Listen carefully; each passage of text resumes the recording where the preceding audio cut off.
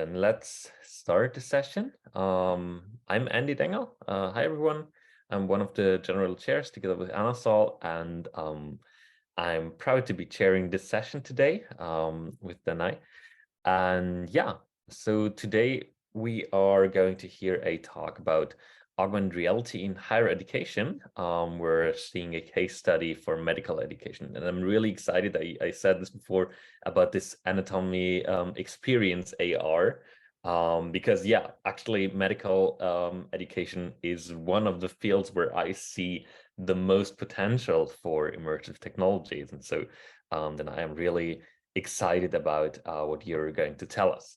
Danai Korre is a postdoctoral research associate in, if I get it right here, AR and VR at the University of Edinburgh, right? And also you have a PhD in conversational artificial intelligence, user experience, and data science, which is a really interesting overlap. So yeah, and since you have a focus on serious games, I'm really excited what you did with this anatomy experience, and we're excited to hear more about this. Yeah, just for everyone to know, the session is being recorded, and yeah, you will be welcome to ask your question afterwards. So over to you, Danai. I'm really happy to be here. Thank you very much, Andreas. Thank you for having me. I'm really excited to be here for another year. Hello, my name is Danai Korre. I'm a research associate and associate lecturer at the University of Edinburgh and the director of iLRN. Today, I will be presenting a case study on augmented reality in science, technology, engineering, and math education, specifically focusing on higher medical education. So thank you for joining me today. This is the title of our paper, Augmented Reality in Higher Education, a case study in medical education. Right, so iLRN is a startup company in AR for STEM education. It is the result of an EIT digital project that started in October 2019 with a collaboration with the University of Edinburgh, Babcock Marine Rosyth, Theorem Solution, DTX Collabos, and the University of Minho. Our team are expert in content generation, pedagogy, AR technology, and rapid development through the use of our dedicated platform. And then we partner with high prestige institutions to produce learning experiences.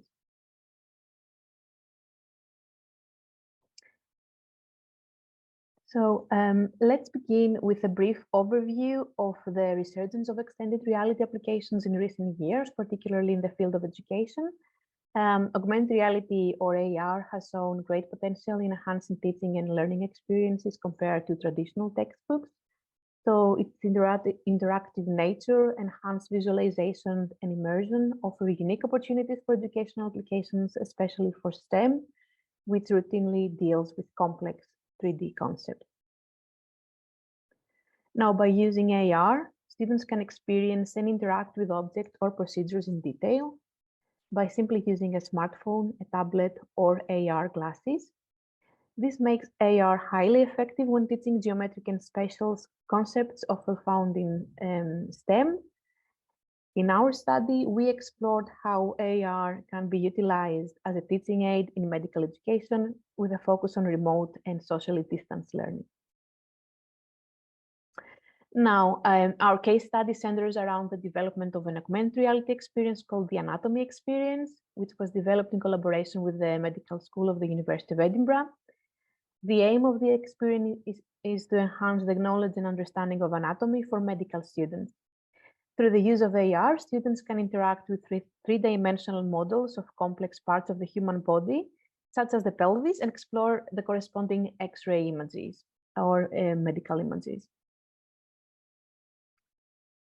Now, to ensure the success of the anatomy experience, we engaged in extensive consultation with subject matter experts and collected valuable data on the requirements and learning objectives. Our goal was to cover the anatomy of the human pelvis and CT scan imaging. The experience was designed to be accessible for the undergraduate medical students and applicable to both synchronous and asynchronous learning environments. Now, after gathering the necessary data, our development team created the functional design of the anatomy experience. We made user interface decisions and developed a prototype that integrated feedback from the subject matter experts. The experience was designed to accommodate different screen sizes, including smartphones and tablets. And we also provided physical 3D printed models of the pelvis for a more immersive mixed reality experience. As you can see here, we use the large model. You can actually pick it up and look at it from different angles, and you can actually go around it and use the application or experience 360. Here, the student demonstrates how the 3D printed pelvis can be examined with the use of a tablet and AR. The student can examine the coronal, axial, and sagittal planes that are used to transect the body. So we have two different size 3D printed pelvises, a large model to be used in the classroom and a small one that can be shipped to the students. On the left, you can see the larger one, on the right is the smaller one. Now, due to the COVID lockdown, restrictions or access to sites and students was limited during the testing phase. However, we were able to run a session with a cohort of 24 undergraduate medical students, postgraduate trainees, and trainers. The feedback we received was overwhelmingly positive, with participants expressing that the anatomy experience enriched the learning process, improved their understanding of pelvic anatomy, and could be extended to cover other areas of the anatomy. Here you can see a few of their comments and some images of the focus group that we ran the pilot study.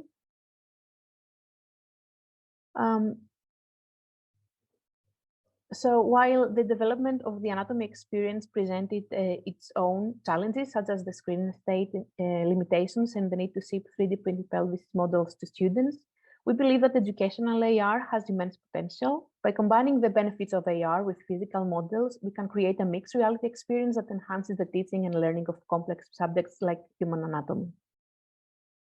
In conclusion, our case study on augmented reality in medical education highlights the effectiveness and potential of AR as a teaching aid. The positive feedback from students, trainees, and trainers encourages us to further explore the integration of AR in higher education. Thank you for your attention, and I'm happy to answer any questions you may have. Maybe before we go to the questions, would it be possible to get an insight into how this actually looks like? Did you use some sort of gamification there too, or was it more just an educational experience? So at this point, we haven't integrated any gamification elements, but we are planning to. Okay. Like what? Because this is meant to be a learning application, we plan to integrate a scoring system, especially when looking at the, a complex geometry like the pelvis. It's really hard to understand the orientation of the medical imaging when you're learning about this stuff. So that this is the feedback that we got from our subject matter experts. So we're trying to integrate a system where you can, a scoring system that kind of rewards the student when they get it right, I would say. Okay, so the more you progress in like knowing the different parts of the pelvis, the more points you get there, something like this. Yeah, sort of. So there, you can pinpoint a specific part of the anatomy or present a case study. So the 3D model that we used in our application is actually from an actual patient. So we got the medical imaging from, I think it was an MRI scan. And then from that, we created a 3D model, we cleaned it up and we created a nice 3D model. And from that 3D model, we printed the 3D pelvises that you saw in different sizes. So we can present the student with a case study. Let's say that you have a patient and they have a pain in a specific part of the body, and then we present them with the application, and they try to kind of detect where the issue is. So there are some ways we can integrate gamification into that. That's really interesting. Actually, I wanted to start a project together with a doctor, very similar to this for patients, actually. So that when you get there, because in Germany we have this very old system where patients need to bring their whole documentation, and like doctors need to read through this whole documentation, we were thinking about, hey, how cool would it be to have like this AR experience where you can just scan scan somebody and say, okay, this is the whole documentation that you have. So you had hip pains like 3 years ago, and then the hip part gets highlighted and stuff like this. This was something that we wanted to do, and this is really close to what you're doing. If anyone from the audience also has other questions, then please put them in the chat. One other question, and this is always when I see these pilots being made and tested, my question would always be like, what is the long-term goal into integrating this into teaching for medical education? I mean, of course, we develop immersive experiences, we try them out, hope that they work well, but like, what is the long-term goal? How do you want to integrate this actually in medical education in the long term? So yeah, as we mentioned, in STEM in general, but specifically in medical education, we have to deal with very complex structures and complex anatomy. So the human body has this amazing 3D structures, the knee, the pelvis, and all our bone structures. So it's but it is mainly getting taught by using 2D mediums, while you have like all these 3D structures. So our plan is to create these experiences that can be integrated in the curriculum and being used along with the textbooks that they use now, in order for the students to have a better understanding of what they're learning, especially when it comes to the human body. So the feedback we got from the students, and we asked them, is this something that you believe that it will help you learn more about the human pelvis in this case, or anatomy, or how to understand and interpret medical imaging, MRI, CT scans? And their answer was yes, very much so, because it gives us not only a way to kind of manipulate the structure, because you have like this nice 3D printed object that you can pick up and you can look at it from different angles and examine different details. But you can also have the question that I just had is something that is really interesting for me, because we all develop these immersive experiences.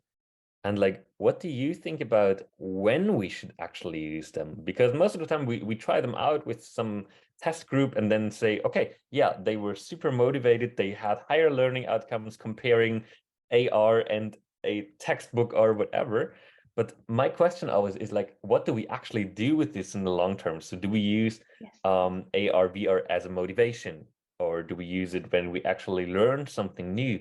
Or do we use it when we try to, just train certain stuff that we already know? Or in the end, as a reflection, like, I don't know, what do the other guys think about this? I think, for example, the first thing is that we always have a novelty factor.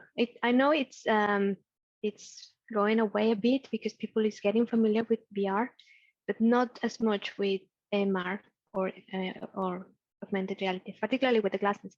So you will always have this very excited group of people trying to try that. And then when that novelty goes away, then what is left? That's from, at least from my perspective, from one of the things that it needs to be evaluated as it is really useful. The feedback that you originally got in your first study is something that is meaningful, or it was just novelty of the experience that influenced that outcome. And then we have what you said, we have the study group, you get some results, then how you translate that into the practice, so the classroom or anywhere where you need to use it. So I think there's usually a big gap in between those two. Can you hear me now? Yes, perfect. Great. Sorry, yes, my Zoom, it has an issue with my computer. It's not working properly, so I joined from my mobile for now. Yeah, but actually, I can it's working try really and good. send. Okay, great. That's great. I don't have the cool background anymore, but Yeah. So while you were away, we were just talking a little bit more about this topic, about when to actually use this. Because of course we have like this novelty effect. Anasol just said so when you're starting out with immersive experiences, you always has a novelty effect. Everybody thinks yeah. it's super cool and everybody loves it. But like in the long term, so in what, how do I say it? In what phase of the teaching process would you actually use anatomy experience, for example? Would you use it as a motivation, or would you use it when they actually try to learn something new, or when they already learned it from the textbook and they just need to train it? What is your take on this?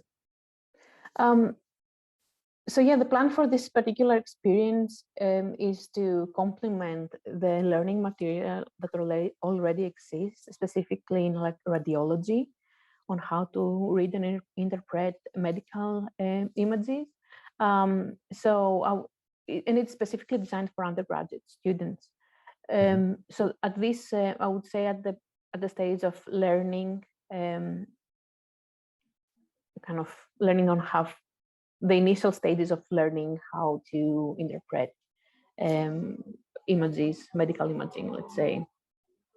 But then maybe you could, in later stages as well, when you have to kind of, when you have like a case, let's say, and you can actually, you can use it for prepping or for demonstrating to your patient what is going on. So you can not only use it for learning, but you can actually create a model of the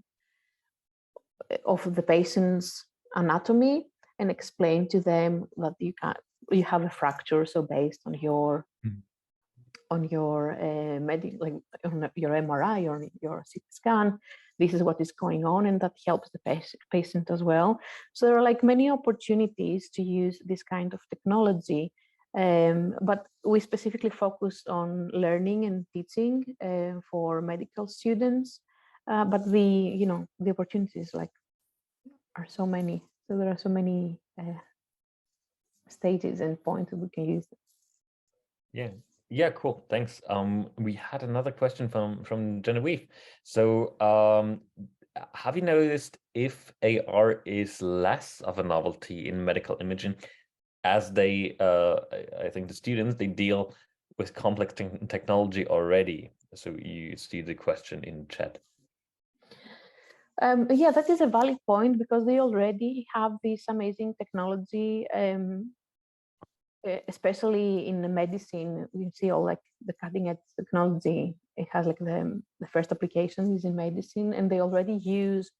I've seen so many applications already in VR and AR, and they use it for not only for teaching and learning, but they actually use it in the operation room to actually have like a visualization of the problem before they go in and do the surgery. So it's not really, maybe it's not such a novelty as it is for other people who have no exposure to such technology, I would say. Kind of an extended version of the demonstration of the anatomy experience. Yeah, that'd be great. That'd be great. So the one that we have here is a kind of an earlier version of our anatomy experience. Is more of an earlier prototype. And as I mentioned, we have two sizes of the pelvis. We have a larger one, and you can pick it up and look at it from different angles, and you can set it on the base that we've created. So we have 4 QR codes around the pelvis. So it won't lose tracking when you go around, and you can examine the pelvis. And we have 3 planes: the axial, the coronal, and the sagittal planes that are used to transect the human body. And that's how medical imaging kind of works. So it kind of takes images from all these 3 angles, let's say, 3 perspectives. So you can go around and look you can actually pinpoint the very specific spot on the pelvis, if you like, if you kind of calibrate these 3 planes. And then we have a smaller pelvis model that we actually can ship to the students. We ran a workshop a while back, and we demonstrated this experience, and we had to ship these small pelvises to participants. And we got this funding for this project in October 2019. So it was a bit of, we were kind of threw off by COVID, like the rest of the world, of course. And we had to actually redesign the way that we approach this issue. And this is kind of a cost-effective way of doing it, because we're not using a dedicated device.